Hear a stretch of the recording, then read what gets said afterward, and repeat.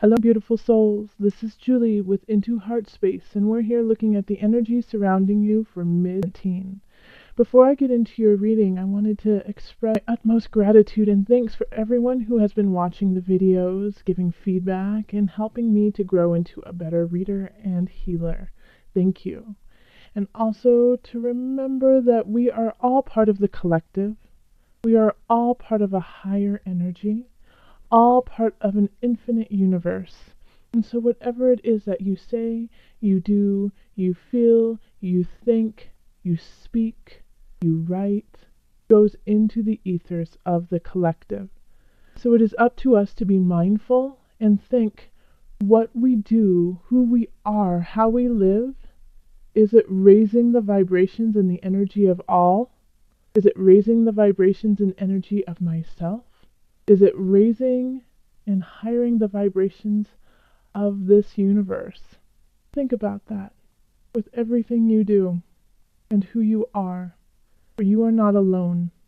Everything you do is reflected and felt in the collective. And so I'm going to start pulling a card for the collective before I do your readings. And this card will resonate with everyone on some certain level.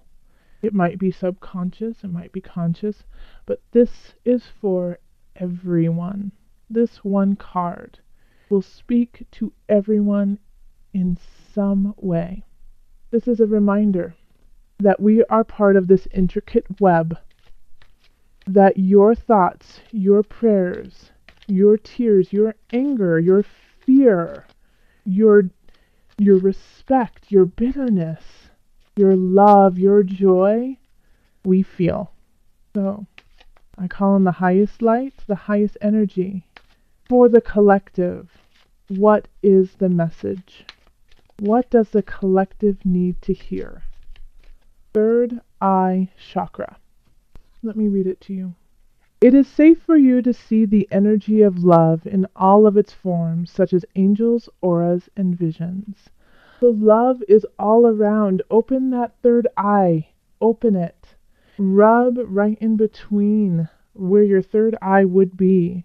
It is open. Let it be open so that you can see the true joy, energy, spirit of all around you.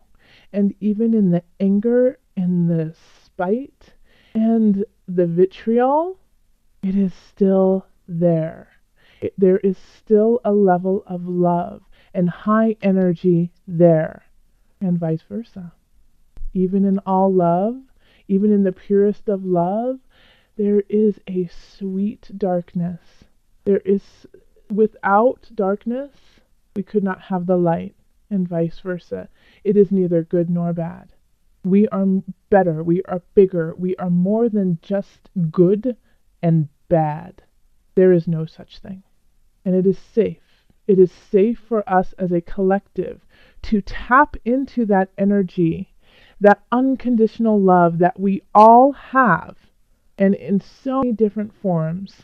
And you can look in and see an angel, and I can see yours. I can look into your aura and see the rainbow of light.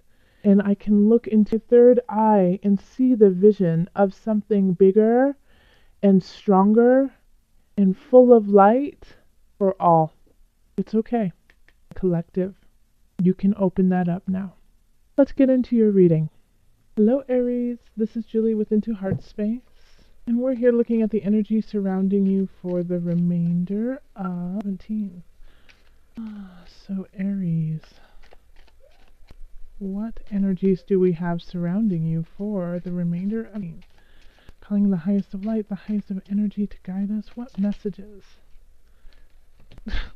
Okay. So that's your reading right there. And you know, sometimes I put it back, sometimes I keep it. It's all off of intuition. Like if I resonate right away that the cards need to stay, then I keep it. Also with this deck, I don't do reversals. With the Prisma Vision deck, it is a deck that is consecutive. It connects to each other and tells a story. And my spirit guide, my intuition just say, read the cards upright. It's a story. There's a story here. And I want to respect that. Okay. So the energy that's coming in is the Page of Chalices, and the Page of Chalices keeps showing up, which is so funny. So this is a message. This is a heartfelt message, honest, open, caring, looking for your, in your best interest. And so this is what's coming in from the beginning of January is something that has been told to you, that has been given to you, that lifts your heart, that lifts your vibration, and helps you kind of see clearly, helps you see what's going on, Aries. Just touches you in a way that gives you, that just boosts the fire that's already within you to keep going. And that's good, because we have the Ten of Swords that is overarching all of the cards, the remainder of wearing. So this is an end of a cycle, put that away pretty fast. Yeah, this is asking you to move on, to the new, to let go of things that have happened in the past, to learn from them and to move on. The Ten of Swords is kind of like, is often a death of some sort, the letting go of something. It doesn't necessarily mean that somebody has died or you're going to die at all. It just means that something, it is done. It is finished. We're done with that. Now, whether or not you let go is up to you, of course, Aries. But I suggest you do, that you take everything that you need to from that situation, and it can be kind of brutal at times. It can feel overwhelming, daunting. But take the lessons from it so that you can start anew. It is done. It is done. And here we have in relationship, Nine of Chalices. So, which is so interesting. I mean, look at the juxtaposition of these two cards here. We have, the Ten of Swords and then the Nine of Chalices, Aries. So, this is being content. This is being content in your relationship and relationships. And saying, I really like where I'm going. I can see the future. It's also the wish card. It's wishing, for even more, or wishing for a certain situation or a person. And you could, when we have the Nine of Chalices, it could definitely happen. So be careful what you wish for.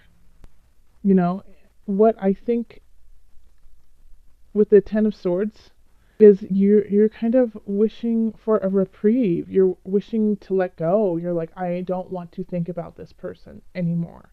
I don't want them in my life. I want to be free.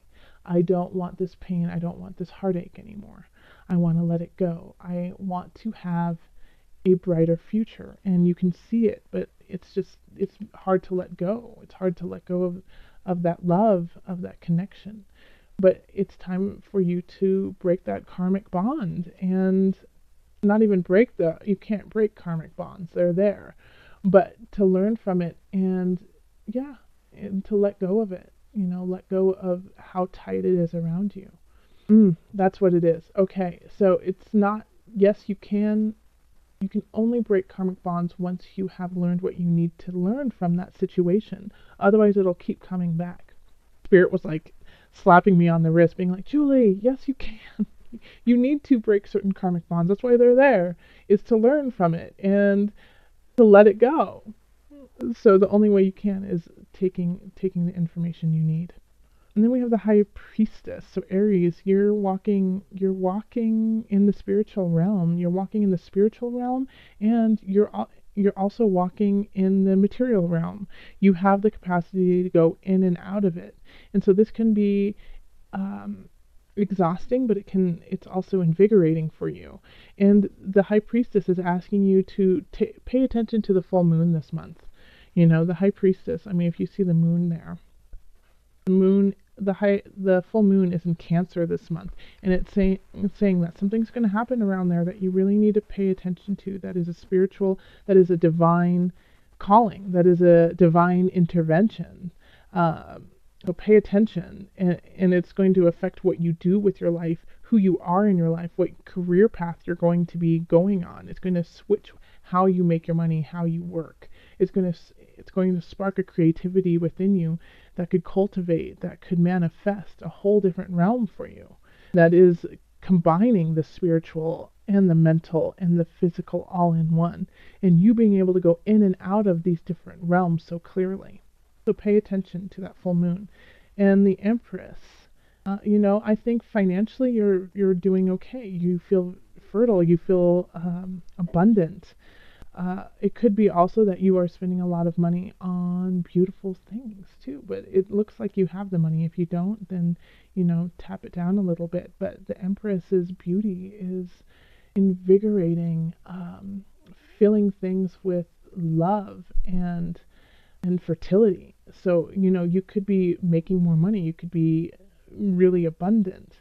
But the thing is, the spirit keeps reminding me to tell you that this will not come in until you let this go.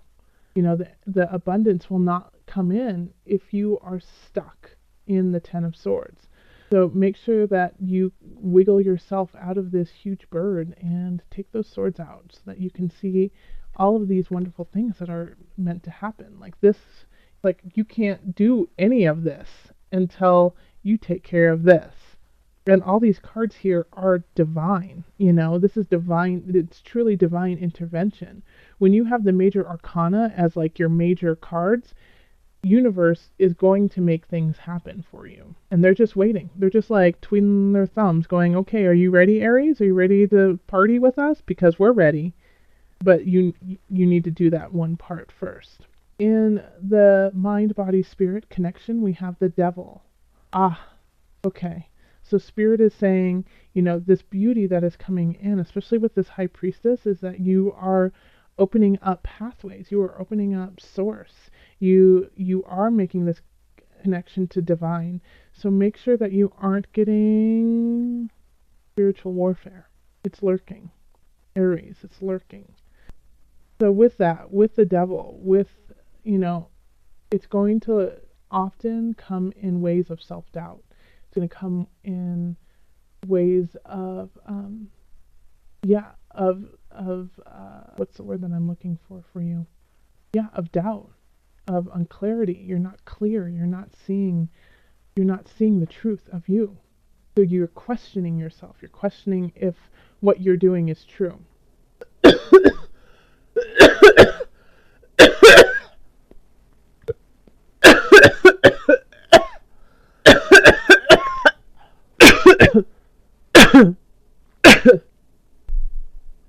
Aries, it's going to come in ways of like self-deprecation. Do not make fun of yourself. Yeah, because it's going to grow. It's going to grow this darkness within you, and it's not like you're going to be a bad person. And remember, I'm really trying hard not to say bad and good, because it's neither here nor there. Anyways, but they're going to try to take away your power. They're going to try to take away your personal strength so that you can't rise to the High Priestess and the Empress. And this can be man or woman. That they, the spiritual warfare understands that you are able to manifest this month. You're able to create connections with people who are, strong and helpful and raise a higher vibration. And so instead of going after these people, it feels like, this self-darkness, it's going to be like this depression. So if you have a huge bout of depression the end of January, go outside, make something beautiful, create art, write, look to the moon, sing to the moon, sing to the moon. There's actually a song that I think is called Sing to the Moon. And I can hear the melody, I can hear the violins I'll have to look up who sings it. So, but Aries, for some reason, I feel like that's going to resonate with you. But stay strong within you. Deflect any anger, hostility that is directed towards you, and kind of like it's I don't know how to put the words into it, because it's just this feeling I'm getting of like black goo that is seeping through you, and it's not you, it's somebody or some spirit energy that is actually trying to throw it onto you. So keep yourself clean, anoint yourself, keep your spirit pure. I hope that makes sense to you, Aries. Let me know, because it was just so, it was this feeling I got for you. Like slow moving black sap is the feeling that I got. Okay. So this is your spirit animal for the remainder of the month. It's rabbit. It symbolizes power, abundance, heroism, seasons, cycle of life. And all these resonate with your reading. Power, the devil, high priestess. Abundance, the empress. Heroism, letting go, 10 of swords, breaking free. Seasons, 9 of chalices, and the devil. Cycle of life, 10 of swords, the devil.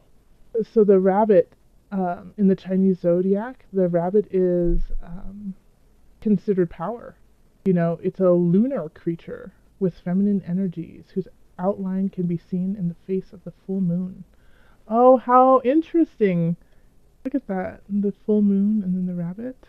Many Native American rabbit myths tell of the hare returning the sun to the sky and restoring warmth, the patterns of day and night, and the seasons and prosperity. The rabbit in this painting is Kaltes, a moon goddess venerated by the Yurgit people of western Siberia. Although the goddess can assume forms, the hare is sacred to her.